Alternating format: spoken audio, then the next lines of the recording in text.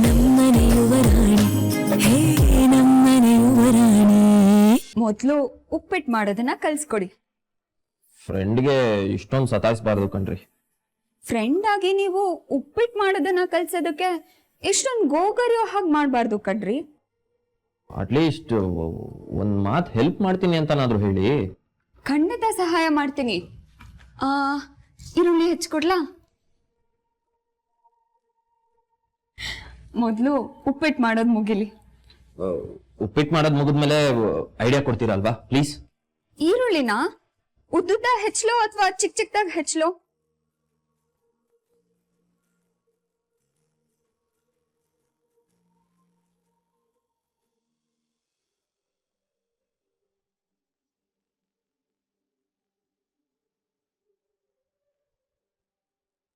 ಪ್ರಣಮ್, ಬೇರೆ ಯಾವ್ದಾರು picture download ಮಾಡೋಣ ಕಣೋ. ಇದನ್ನೇ ನೋಡಿ ನೋಡಿ ಬೋರ್ ಆಯ್ತು. ಚಿಕ್ಕಜ್ಞನ್ರೆ ತವರಿಗೆ ಬಾತಂಗಿ ಡೌನ್ಲೋಡ್ ಮಾಡಿ. ಅಯ್ಯೋ ಅದ್ ಬೇಡಪ್ಪ, ಬರೀ ಕಣ್ಣೀರಿನ ಕತೆ. ಭಕ್ತ ಪ್ರಹ್ಲಾದ ಮಾಡಪ್ಪ. ಪ್ರಣಮ್, ಬೇರೆ ಯಾವ ಸಿನಿಮಾನು ಬೇಡ, ಇದನ್ನೇ ಸುಮ್ಮನೆ ನೋಡ್ಬಿಡೋಣ. ನಮ್ರತ ಪಾಪ ಅಮ್ಮನ್ ಕಾಲ ಯಾಕೆ ಹೇಳಿದ್ಯಾ? ಇನ್ನೇನ್ ಮಾಡ್ಲಿ, ಎಂಟರ್ಟೈನ್ಮೆಂಟ್ಗೆ ಸಿನಿಮಾ ನೋಡೋಣ ಅಂದ್ರೆ ಭಕ್ತ ಪ್ರಹ್ಲಾದ ಅಂತ ಒಬ್ರು, ತವರಿಗೆ ಬಾತಂಗಿ ಅಂತ ಇನ್ನೊಬ್ರು. ಆಗಿನ ಸಿನಿಮಾದಲ್ಲಿದ್ದ ಶಕ್ತಿ ನಿನಗೇನೆ ಗೊತ್ತು. ಈಗಿನ ಕಾಲದ ಅರ್ಥವಿಲ್ದಿರೋ 10 ಸಿನಿಮಾ ನೋಡೋದಕ್ಕಿಂತ ಆಗಿನ ಕಾಲದ ಒಂದು ಸಿನಿಮಾ ನೋಡಿದ್ರೆ ಸಾಕು. ಹೌದು, ನಾವೆಲ್ಲ ಇಲ್ಲಿ ಕೂತ್ಕೊಂಡು ಸಿನಿಮಾ ನೋಡ್ತಾ ಇರೋದು ಯಾಕೆ? ಯಾಕಂದ್ರೆ ನಮ್ಮ ಅಣ್ಣ ಅತ್ತಿಗೆಗೆ ಅವರೇಕಾಳು ಉಪ್ಪಿಟ್ಟು ಮಾಡೋದು ಹೇಗೆ ಅಂತ ಹೇಳ್ಕೊಡ್ತಾ ಇದ್ದಾನೆ. ಭಾವ ಒಬ್ರೇ ಮಾಡಿದಿದ್ರೆ ಅರ್ಧ ಗಂಟೆಲಿ ಉಪ್ಪಿಟ್ಟು ಬರ್ತಿತ್ತೇನೋ. ಇವಾಗ ಇಬ್ರು ಸೇರ್ಕೊಂಡು ಉಪ್ಪಿಟ್ಟು ಮಾಡ್ತಿದಾರಲ್ಲ, ಅರ್ಧ ದಿನ ಆದ್ರೂ ಉಪ್ಪಿಟ್ಟು ಬರಲ್ಲ.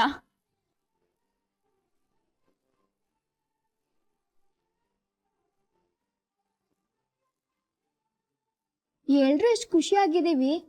ಮೀರಾ ಅಕ್ಕ ಇದ್ರೆ ಚೆನ್ನಾಗಿರ್ತಿತ್ತು. ಪ್ರಣಮ್, ಅವಳು ಕುಂತ್ರು ನಿಂತ್ರು ಮಲಗಿದ್ರು ಎಕ್ಸಾಮು ಸಿಲೆಬಸ್ಸು ಬುಕ್ಸು ಅಂತಾನೆ ಹೇಳ್ತಿರ್ತಾಳೆ. ಅವಳು ಎಕ್ಸಾಮ್ ಮುಗಿಯೋವರೆಗೂ ನಮ್ ಕೈಗೆ ಸಿಗಲ್ಲ ಕಣೋ. ಮೀರಾ ಓದೋದ್ ನೋಡಿದ್ರೆ ಈ ಸಲ ರ್ಯಾಂಕ್ ಬರೋದು ಗ್ಯಾರಂಟಿ ಅನ್ಸತ್ತೆ. ನಮ್ಮ ಮೀರಾ ಯಾವತ್ತು ಟಾಪೇ ಅಮ್ಮ. ಅವಳು 95% ಇಂತ ಕೆಳಗಡೆ ಸ್ಕೋರ್ ಮಾಡೇ ಇಲ್ಲ. ಓದೋ ವಿಷಯದಲ್ಲಂತೂ ಅವಳು ಸಿಕ್ಕಾಪಟ್ಟೆ ಸೀರಿಯಸ್. ನಾವೆಲ್ಲರೂ ಅವಳನ್ನ ಕಿಚಾಯಿಸೋದಕ್ಕೋಸ್ಕರ ಮಿಕ್ಕಿದ 5%ಗೆ ಓದ್ಕೋ ಅಂತ ಹೇಳಿದ್ವಿ. ಅವಳು ಅದನ್ನ ಸೀರಿಯಸ್ ಆಗಿ ತಗೊಂಡು ಓದ್ತಾ ಇದ್ದಾಳೆ. ಓದ್ಲಿ ಬಿಡಿ. ಓದ್ಲಿ. ನಮ್ಮ ಅಮ್ಮನು ಓದೋ ವಿಷಯದಲ್ಲಿ ಬಹಳ ಸೀರಿಯಸ್, ಯಾವಾಗ್ಲೂ ಟಾಪೇ. ಲಾಸ್ಟ್ ನಂಬರ್ ಇಂದ ಟಾಪೇ. 60% ಮೇಲೆ ಬರದೇ ಇಲ್ಲ ಅನ್ನತ್ತೆ.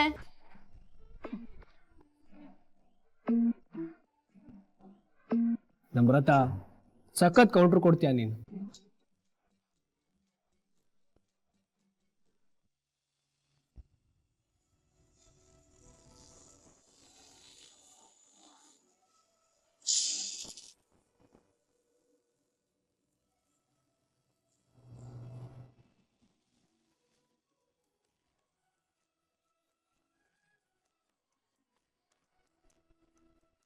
ಇದ್ರ ಜೊತೆ ಟೊಮ್ಯಾಟೊನು ಈಗಲೇ ಹಾಕ್ಬೋದಾ ಸರ್? ಬೇಡ ಬೇಡ, ಈರುಳ್ಳಿ ಗೋಲ್ಡನ್ ಬ್ರೌನ್ ಕಲರ್ ಬಂದ್ಮೇಲೆ ಟೊಮೆಟೊ ಹಾಕೋಣ ಮೇಡಮ್.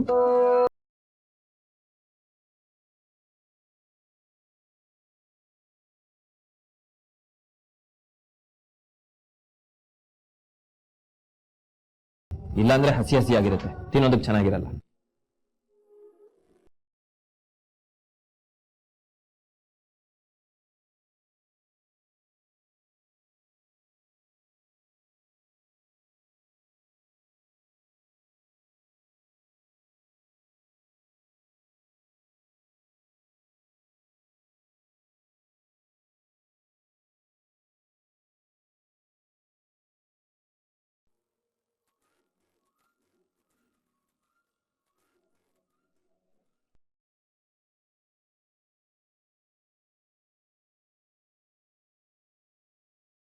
ನನಗಿಂತ ಕಡಿಮೆ ಮಾತಾಡ್ತಿರಲ್ಲ.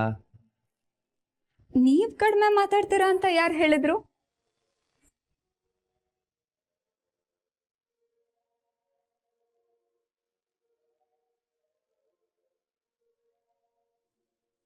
ನೀರ್ ಕುದೀತದೆ.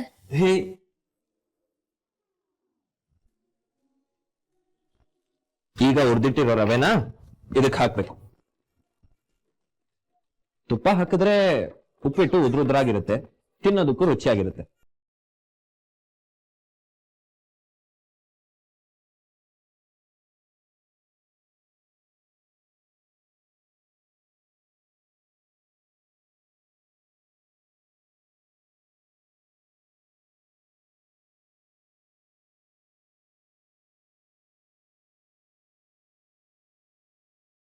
ಉಪ್ಪಿಟ್ಟು ತಳ ಹಿಡ್ದು ಬಿಡುತ್ತೆ. ಅಯ್ಯೋ,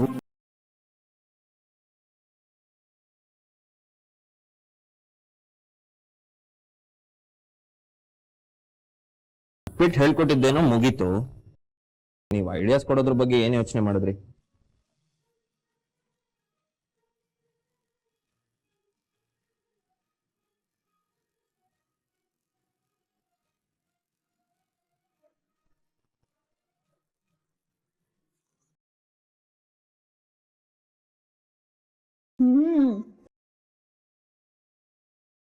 ಉಪ್ಪಿಟ್ಟು ಸೂಪರ್.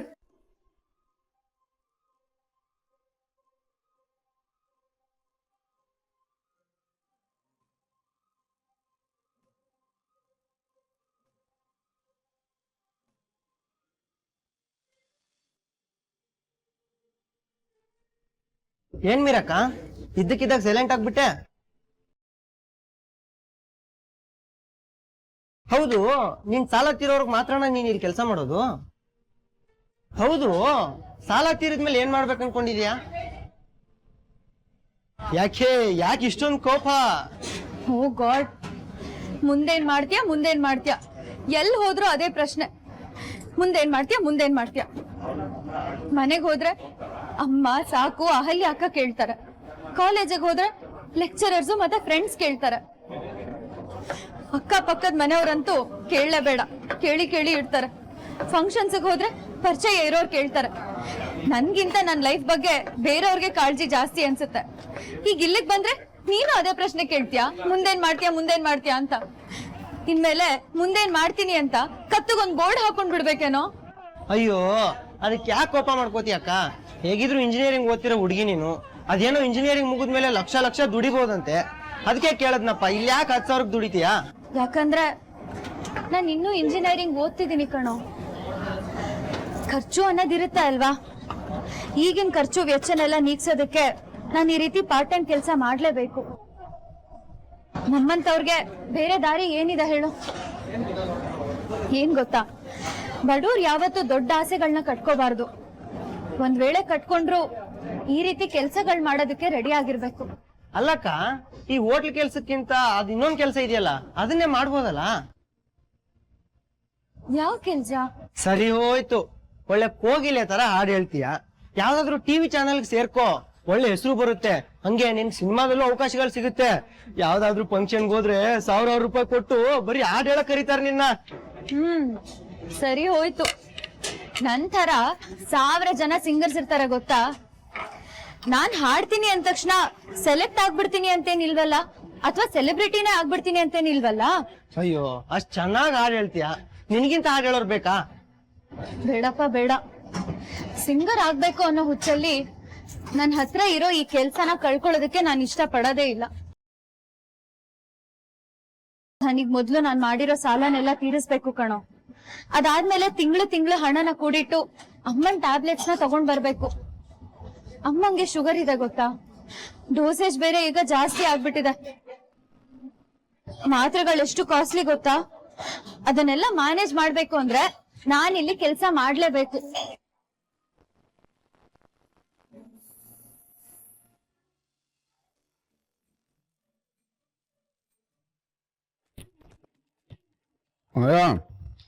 ಅವರೆಕಾಳು ಉಪ್ಪಿಟ್ಟು ಸೂಪರ್ ಅಮ್ಮ. ಅವರೆಕಾಳು ಎಷ್ಟು ಹದವಾಗಿ ಬೆಂದಿದೆ ಅಂತಂದ್ರೆ ಬಾಯಲ್ಲಿಟ್ಟು ಕೃಷ್ಣ ಅವೇ ಕರ್ಗೋಗ್ತಾ ಇದೆ. ಥ್ಯಾಂಕ್ಸ್ ತಾತ. ಇನ್ನೊಂದ್ಸಲ ಇಷ್ಟು ಚೆನ್ನಾಗಿ ಉಪ್ಪಿಟ್ಟು ಮಾಡಕ್ ಬರುತ್ತಾ? ಮುಂದಿನ ವಾರನೇ ಮಾಡ್ಕೊಡ್ತೀನಮ್ಮ. ಅಕ್ಕ, ಭಾವ ಉಪ್ಪಿಟ್ಟು ಮಾಡೋದ್ ಮಾತ್ರ ಹೇಳ್ಕೊಟ್ರು ಅಥವಾ? ಏ ಅಮ್ಮು, ಸುಮ್ನೆ ತಿನ್ನೆ. ಅಣ್ಣ, ಅವರೆಕಾಳು ಉಪ್ಪಿಟ್ಟು ಆಪರೇಷನ್ ಏನೋ ಸಕ್ಸಸ್ ಆಯ್ತು, ಆದ್ರೆ ನಿನ್ ಐಡಿಯಾ ವರ್ಕ್ ಆಗುತ್ತೆ ಅಂತ ನನ್ಗೆ ಅನ್ನಿಸ್ತಾ ಇಲ್ಲ. ಆ AFC ಕಂಪ್ನಿ ಅವರು ಇನ್ನೂ ಏನೋ ಬೇಕು ಅಂತ ಹೇಳ್ತಾ ಇದ್ದಾರೆ. ಡಿಫ್ರೆಂಟ್ ಇನ್ನು ಏನ್ ಡಿಫ್ರೆಂಟ್ ಆಗಿ ಕೊಡ್ಬೇಕು? ಈ ನಡುವೆ ಡಿಫ್ರೆಂಟ್ ಆಗಿರ್ಬೇಕು, ಯೂನಿಕ್ ಆಗಿರ್ಬೇಕು, ಯಾರು ಮಾಡದೇ ಇರೋದನ್ನ ನಾವು ಮಾಡ್ಬೇಕು ಅನ್ನೋದೆಲ್ಲ ಫ್ಯಾಷನ್ ಆಗ್ಬಿಟ್ಟಿದೆ. ಹಾಗೆಲ್ಲ ಏನು ಇರಲ್ಲ ಕಣೋ. ವಿಷಯ ಜನರ ಮನ್ಸಿಗೆ ಮುಟ್ಟೋ ಹಾಗಿರ್ಬೇಕು ಅಷ್ಟೇ. ಅದೇ ಆಗ್ತಾ ಇಲ್ಲ. ನಾವು ಕೊಡ್ತಾ ಇರೋ ಐಡಿಯಾಸ್ ಅವ್ರ ಮನ್ಸಿಗೆ ಮುಟ್ತಾ ಇಲ್ವೇ? ಅದು ನಿಜಾನೇ.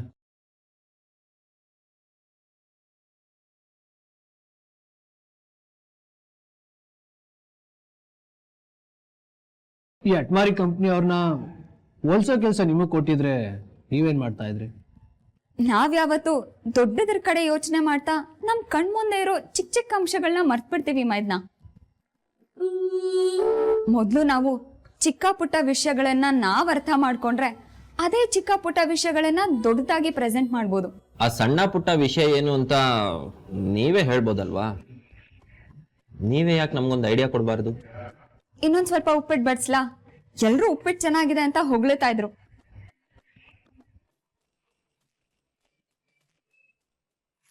ಸಾಕೇತ್ ಅವ್ರೆ, ನನ್ನನ್ನ ಲಾಂಗ್ ಡ್ರೈವ್ ಕರ್ಕೊಂಡು ಹೋಗ್ತಾರಾ?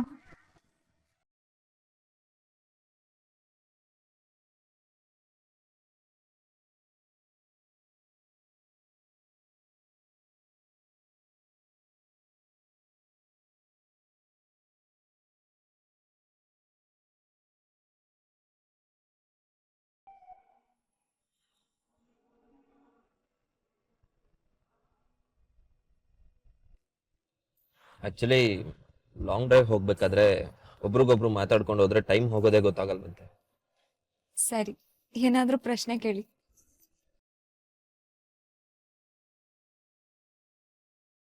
ಬಸ್ಸಲ್ಲಿ ವಿಂಡೋ ಸೀಟ್ ಪಕ್ಕ ಕೂತು ಕಿವಿಗೆ ಇಯರ್ಫೋನ್ ಹಾಕೊಂಡು ಹಾಡ್ ಕೇಳ್ತಾ ಹೊರಗಡೆ ಮರಗಳನ್ನ ನೋಡ್ಕೊಂಡು ಎಂಜಾಯ್ ಮಾಡಕ್ಕೆ ತುಂಬಾ ಇಷ್ಟ.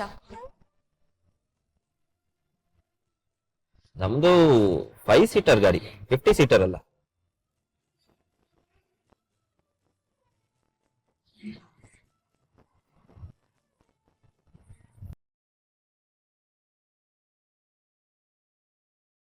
ಎಕ್ಸೈಟ್ಮೆಂಟ್ ಅಲ್ಲಿ ನಾನು ಏನ್ ಮಾತಾಡ್ತೀನಿ ನನಗೆ ಗೊತ್ತಾಗಲ್ಲ.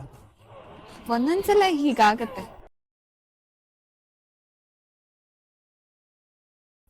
MD ಹರ್ಬಲ್ ಟೀಗೆ ಐಡಿಯಾಸ್ ಕೊಡೋದ್ರ ಬಗ್ಗೆ ಯೋಚನೆ ಮಾಡಿದ್ರ?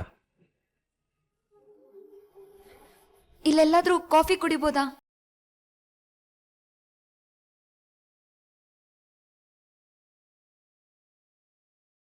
ಐಡಿಯಾಸ್ ಬಗ್ಗೆ ಕೇಳ್ತಾ ಇದ್ದೀನಿ. ನನಗೆ ಬೈಟು ಕಾಫಿ ಕುಡಿಯೋದು ಅಂದ್ರೆ ತುಂಬಾ ಇಷ್ಟ.